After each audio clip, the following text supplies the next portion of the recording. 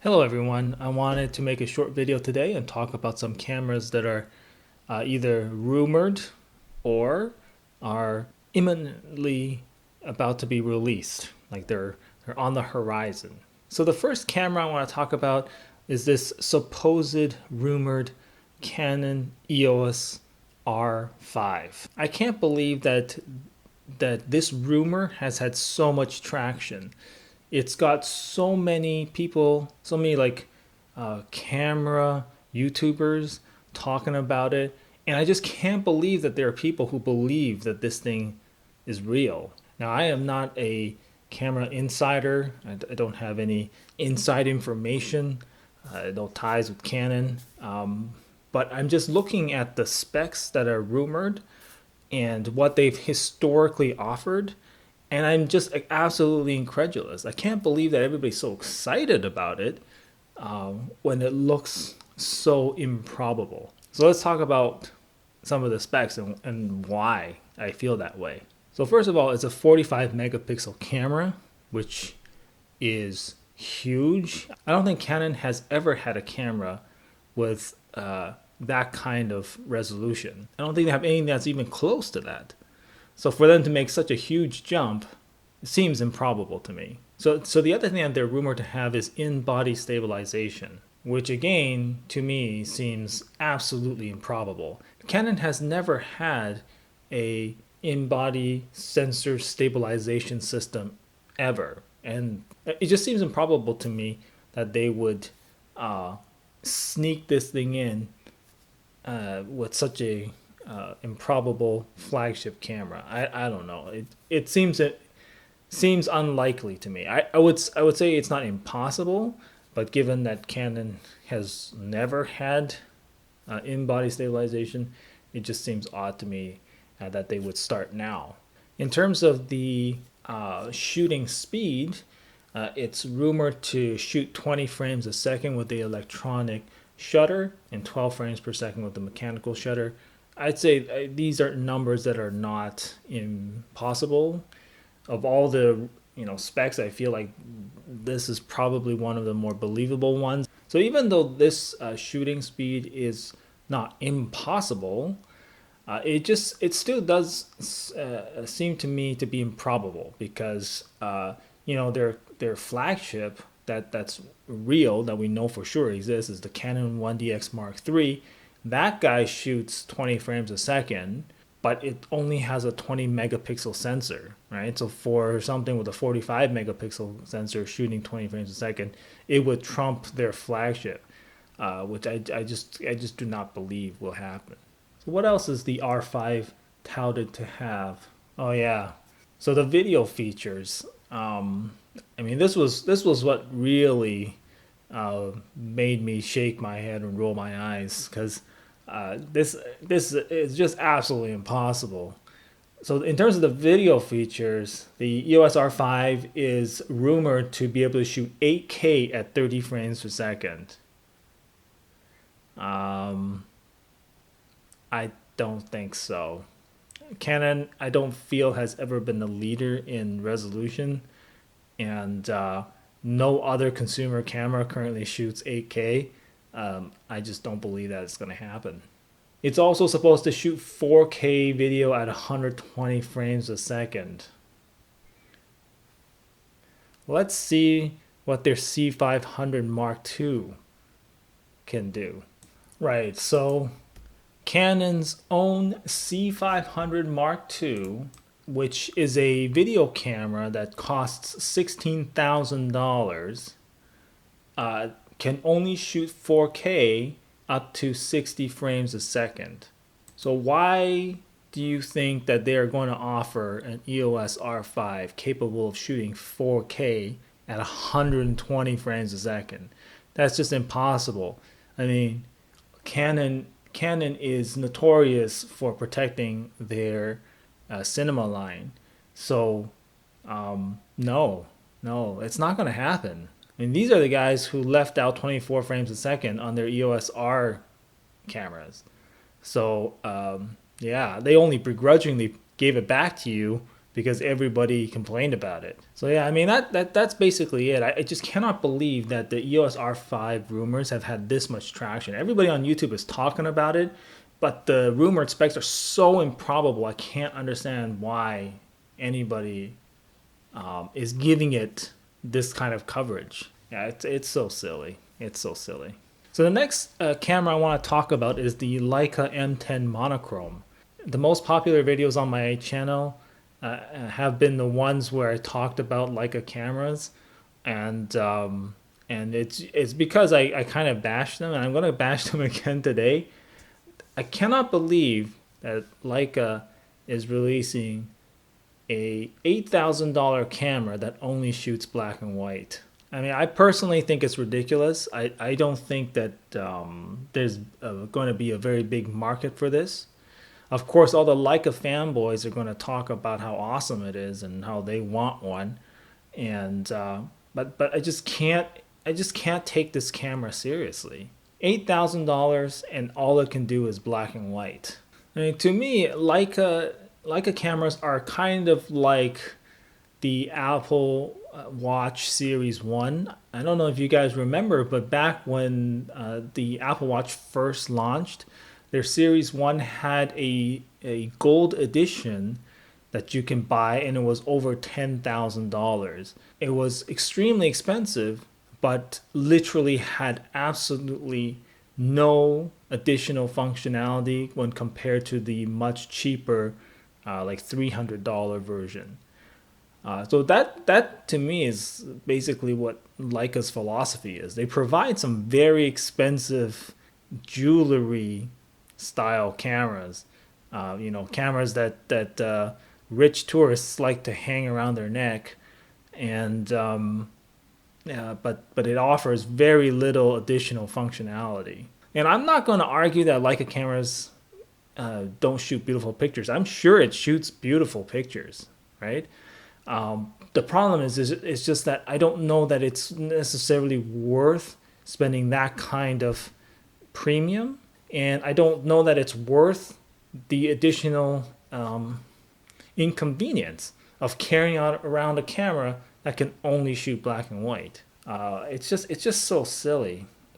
There was actually a YouTube video that I saw that I'm gonna link to in the description below, where they compared the M10 Monochrome to like a Fuji camera shooting black and white, and the Sony A7 III shooting black and white, and so they showed the same scenes, but samples from all three cameras, and it was a blind test, and they asked the audience which one they preferred, and I looked at the pictures, and I can't deny they look different, right? So three different cameras all shooting black and white. They look a little bit different, but they're only subtly different. They're not like dramatically different. There's clearly not one that is obviously better or objectively better than the others, right? Even though one costs like 2 or 3 times as much money. So basically, the only advantage to Leica cameras, or specifically the M10 Monochrome, is if you like it in a subjective sense. But to me, that's not worth the $8,000 price tag. Like, I don't want to bash on Leica too much, but I've said this before. Leica cameras they're great cameras, but they're rarely used in like a professional setting. When professionals need to get work done, they're not really using a Leica camera. They're just using, Canon, Nikon, and Sony. Where I do see Leica cameras? When I'm at a tourist location. When we were in Portugal, we saw maybe 2 or 3 Leica cameras. That's kind of it. If you want to see Leica cameras, go where the tourists are. Anyway, I'm gonna move on. So the next camera I want to talk about is the Insta360 1R, and that camera actually really caught my attention. I was super excited about it, and no surprise, it was because of the 1-inch Leica mod. It's funny, I just bashed Leica, but now I am excited about the 1-inch Leica mod. The reason why I was interested in that camera, and specifically that 1-inch Leica mod, was because I want to have a tiny little camera that's convenient to carry around, but I want it to have the performance of a larger sensor. So supposedly it could give us a better low light performance, but of course it's in this tiny little package. But sure enough, the sort of reviews are starting to come out, and it's not all it's cracked up to be. So number one, the minimum focus distance is like 3 feet. So in order for you to do like a vlog type video, you would have to hold it out like that far. And even then, you might not be in focus. So definitely a deal breaker there. The other issue with it is that it has an aperture of f3.2.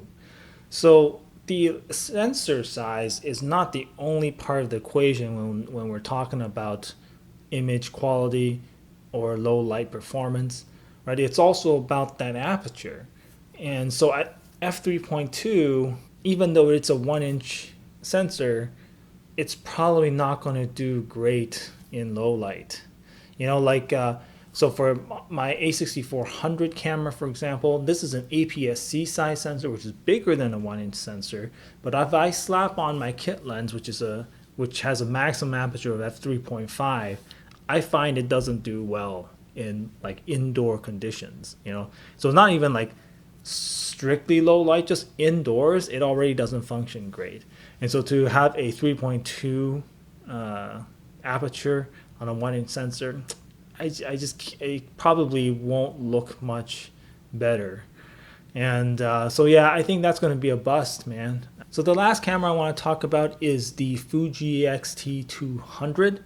So this is a camera that was recently announced, and I think will be coming out later in February. So I'm super excited about this camera because it is a budget camera that is aimed at the smartphone user, right? Because nowadays a lot of people just use their smartphones for photography. They don't even own the regular camera, and so they're not used to the user interface of traditional cameras. And I like that Fuji has taken this opportunity to really play with their UI and update it and modernize it. They don't have to aim it towards, you know, enthusiasts or old-timer professionals, that crowd. They can really make it feel like a smartphone. You know, I love the fact that they have these film simulations, which I get, they're just like filters, right? But you can like swipe across the screen to see how they affect your final image. So that's awesome. You know, that's great. And even though I don't normally like to apply filters on my pictures, you know, certainly whenever I use Instagram, I generally don't like applying filters because I find them too heavy-handed. But these Fujifilm film simulations don't look so bad. I think they're much more subtle and do give your pictures some character, right? And it's I can see myself doing a little bit of post-processing in like Photoshop to achieve the same effect, but with the X-T200 you can do that, of course, in camera. And of course, this is not specific to this camera. You know, Fuji has other cameras that does the same thing, but the X-T200 is like an entry-level camera that really appeals to smartphone users. The one gripe that I have about it is that, of course, it doesn't include all of their simulations. It omits, I think, Acros, it omits Eterna, and then omits, I think, ProNeg or something like that, classic ProNeg. So they've omitted some of the film simulations, which to me is just silly because these are clearly software features that should cost basically no money to implement. They've omitted them. right? They've reserved them for their higher level cameras, the X-T3s, X-T30s, and so on and so forth. But I think, at the end of the day, I've looked at some of the ones that they've left out, and compared to the ones that they've left in, they're not hugely different. And so I don't think beginner photographers who are just trying out a dedicated camera are necessarily going to mind not having those specific film simulations. So anyway, it's super exciting. And I love that they also have announced a low cost version of their 35mm f2 lens. So that's fantastic. I'm really behind Fuji on this now. The other thing I will mention also is that the X-T200 will also include a digital gimbal feature, which is fantastic. Of course, we don't know how well the implementation is going to be at this point, but the fact that it uses a gyroscope to record movement information and then use that to stabilize the footage afterwards it's smart. It's clearly the way to go about things. I think GoPro cameras I think the GoPro Hero 8 maybe does that already, and they're able to achieve excellent stabilization. And this kind of idea also already exists. Stead XP is a company that makes these little boxes that you can add onto your camera that records movement information, so you can use that to stabilize any camera that you have. So that already exists, and I love the fact that Fuji has implemented that into their camera. Let's be honest, that the beginners who would most likely use this camera will likely want to take this out vlogging and walking with it, and shaky cam footage needs to die. We need to start implementing better image stabilization in all cameras across the board. I'm looking at you, Sony, because you guys are absolutely terrible. So anyway, super excited about this Fuji X-T200, and I think that about does it for this video. I'll see you in the next one.